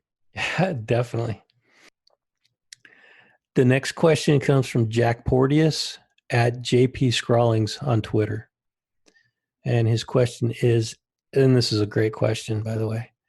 If it was revealed that aliens do indeed exist, do you think this would more likely be a moment of enlightenment for mankind or a disastrous mistake? Right now, both. Both. And Yeah. he continues a little bit more in depth on his question. Mm-hmm. But he basically says humanity's collective beliefs would be turned on their heads. And we know that partially. But he wonders, could that be a dangerous thing? Are we best kept in the dark? The Earth's a pretty messed up planet as it is anyway. And when you look across the world at all the stuff going on, got even like before January of this year, I mean, who'd have thought the way things have went? You've got millions of people across the planet still starving, don't have clothing. You've got wars still going on that if you're a really advanced civilization looking down, and why would you even bother? Because why can't people just get along? I look at some of the places that people are fighting over areas of desert in the world still, and saying there's not enough space for people to live. And for me, there seems like there's a lot of places for people to live. So religious beliefs particularly, I think, are cause a lot of the problems.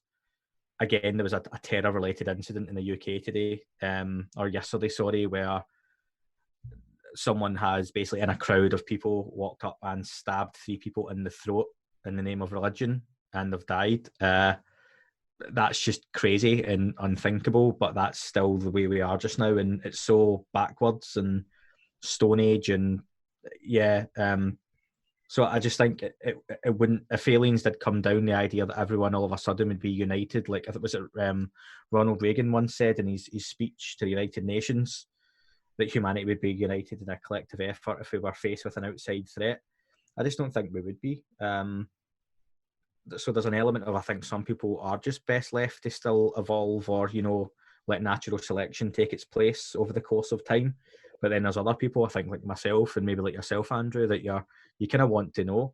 And for me, I don't think it's a case of that the world just goes on as it is if we find out what this phenomenon is. I think at that point things then have to change, and there would have to be developments, and life as we know it would drastically change. I mean, look, a very small virus has just changed the world very quickly. At one point, there was no toilet paper left in the shops, so people react very strangely. So yeah. Well, good answer. Good. I appreciate you answering that. I hope that wasn't too all over the place, Jack. It was a good question, but yeah, I think I could kind of ramble on about that for Very a good while. question. And he's from the UK as well, by the way. Awesome. Yeah, I think he's up. And well, in my mind, everybody's neighbors. so Yeah, he's we're all he's pretty probably close, not too far from you, but he's a good guy. He's a writer. Well, as we speak, I am hitting follow on Jack on Twitter. So there you go, Awesome. Jack. You've just got our request off us. Awesome. So I think that's just about right. Well, before I do that, is there anything else that you would like to talk about that we didn't cover? God, I could go on for hours, not without taking up another couple of hours of your time. So, but I think there's definitely a lot more we can go on about in the future. But for me, no, it's the questions have been great, and it's I appreciate anyone who is still listening at this point in the show of taking the time out of their daily lives to listen to my opinion on a few different things. So, I just hope it's objective and yeah, people can make up their own minds. I think the beauty of ufology for me is that genuinely no one on this planet knows 100% what's going on. So there's so much room for debate and conversation and opinion. And it's just how that kind of gets put out there can be the issue sometimes. Yeah. And yeah, like you say, anybody who's still listening, thank you so much for that. But if you're skeptical of this topic and well, if it just doesn't serve any purpose to you at all, that's understandable. No worries. But if there's an inkling of interest, don't be afraid to dig into it because there is definitely something there. The phenomena is real. Plenty of serious people, credible people have come out and agree that this phenomena is real and it's worthy of your attention. So please, by all means, go dig into the topic, learn, educate yourself on it because it's a fascinating topic altogether. And so, Andy, I want to thank you so much for spending so much time with us. But before thank you. Before we end it, I want to give people an opportunity to catch up with you, Twitter, Facebook, personal website, anything that people can get in touch with you. Yeah, that'd be great. I love conversing with people, particularly these days on Twitter. So if you follow me at UFO UAP AM, that's UFO UAP as an unidentified aerial phenomena, and AM's my initials, Alpha Mike. That's on Twitter, so I'm on there all the time. The podcast is That UFO Podcast. You can access it wherever podcasts are available. I do have a Patreon site, which is very basic, but I do have some early access podcasts I put on there where I'm not only talking about UFOs, but Skinwalker Ranch. Me and one of my friends from Twitter, Dan, who you could follow at The Signal, we talk about Skinwalker Ranch and do watch along episodes as well. So again, just That UFO Podcast, and it's on Facebook as well. But mainly for me, it's Twitter, and I love conversing with people. I love the feedback I've got. Like I kind of said to you, Andrew, but kind of talking to you privately and whatnot, I am literally a guy with a microphone, a laptop, and a small shed I'm recording in as a bit of a hobby. And it's amazing in 7 weeks what's kind of happened with the podcast, and getting to speak with people like yourself on your show now is amazing for me. So please keep the questions coming, and I look forward to kind of talking to you again and your audience. Absolutely. And I do hope we get to do this again because I still have a ton of questions that I'd like to hit you with. I just want to respect your time. We've already been close to 2 hours, and it's getting late in your neck of the woods. We will definitely arrange a part 2 in the near future, I promise. Awesome. All right then, Andy, I think that'll do it. We'll wrap it up. I'll let you go. Awesome. No, thank you, Andrew. It was great.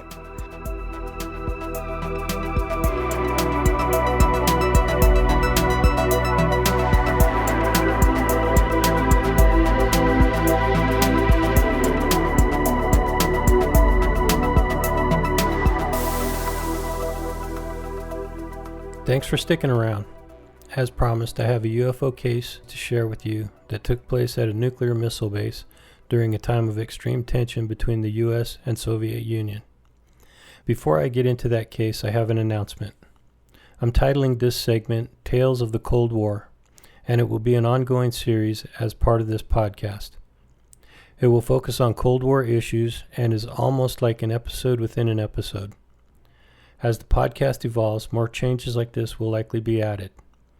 When I started DHR, my intention was to not only bring on guests for interviews, but also to conduct solo episodes in which I explore a specific Cold War related incident or technology, but I enjoy doing the interviews so much I haven't had time to do any solo episodes, so maybe this is a good solution. The great thing about it is you get more content in each episode. I get to share content that's really interesting to me and deliver full-length episodes to you on a regular basis. By the way, if you enjoy this new segment, or even if you don't, please let me know. It's tough to get a read on what works and what doesn't unless I get some feedback. Don't be afraid to hurt my feelings, just don't be cruel about it. Your questions, comments, and suggestions are more helpful to me than you can imagine. And now, Tales from the Cold War, the Malmstrom Air Force Base nuclear missile UFO incident. March 1967. Malmstrom Air Force Base, Central Montana near Great Falls. Malmstrom is one of many nuclear bases positioned throughout the northern Midwest United States. This was a time of extreme tension between the U.S. and the former Soviet Union. This was the Cold War. The U.S. was in a shooting war with Vietnam, and Malmstrom had a total of 150 Minuteman nuclear-capable intercontinental ballistic missiles, ICBMs, at the ready. Their mission was clear: maintain a state of constant readiness in the event of nuclear war with the Soviets. The following event was reported by multiple active-duty military personnel, including Captain Robert L. Salas, who later wrote a detailed account of the incident in his book Fated Giant. The event is also mentioned in FOIA documents later released by the U.S. Air Force. According to Captain Salas, he and his commander were inside the launch facility the morning of March 24, 1967, when he received a call from security personnel at the launch facility, who notified him that an unknown craft was hovering above the launch complex just outside the gate. Salas dismissed the report, but 5 minutes later his security detail called again, this time in a panic. The guard said that there was a glowing red object hovering above the front gate. It gave off a reddish pulsating light, oval-shaped. He and his fellow guards were terrified and had weapons ready. They were asking for orders, and all Salas could do was tell them to make sure nothing entered the gated area. And he hung up the phone. Just as he was about to tell his commander about the report, the missiles started shutting down. More precisely, they were rendered no-go, which means they were not capable of being launched. Sometime later, Salas learned that the missiles would require almost a full day to bring them back online. He also found out that this was not an isolated incident. A similar event had occurred at a different launch complex in the area. It should also be noted that there were multiple sightings of UFOs reported near the base by civilian and law enforcement witnesses prior to the March 24th incident. Captain Salas also mentions in his book that much later he learned about yet another nearly identical incident that occurred in Great Falls, Montana in the spring of 1966, which resulted in the complete shutdown of all 10 nuclear weapons at that location as well. This is a fascinating incident, and I'm just scratching the surface of the implications of this case and the magnitude of the alleged cover-up that followed. Captain Salas says that these incidents are not the only times that UFOs have been present during complete shutdowns of multiple nuclear weapons. The number of incidents is quite alarming, and Salas believes these are warnings for humanity to end their quest for domination of the world through the use of nuclear weapons. That's it for this bonus episode of Tales from the Cold War. Like I said, if you like this additional segment, or even if you don't, let me know what you think. And if you'd like to come on the show to talk about it, keep listening to find out how.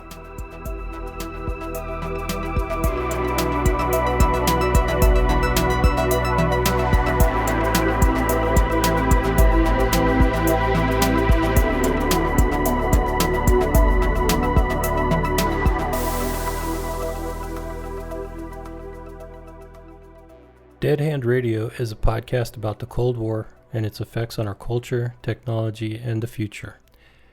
So join me, and together we'll explore this fascinating period of history and examine the incredible advancements in weapons, technology, science, art, and culture, and discuss how all of it relates to the future of our world. My goal is to explore these topics with the audience, to learn, to educate, to entertain, and exchange ideas with those interested. If you or someone you know has knowledge about the Cold War or any other topics we discuss on this program, please get in touch and let's talk. It could be a great conversation for a future episode, and I'm especially interested to talk with anyone who has firsthand knowledge about these programs. Likewise, if you have any questions or comments to help improve the show, drop me an email, deadhandradio@gmail.com, hit me on Twitter @deadhandradio, or leave me a voice message that may be included in an upcoming episode. Dead Hand Radio is part of the Slightly Irregular Podcast Network, a group of high-energy, positive-minded individuals providing a resource where listeners can get easy access to a wealth of entertainment, education, and positive input for your daily routine. Check out sipnet.us for more info and listen to all these great shows. You've been listening to Dead Hand Radio. This is Andrew Hall signing off.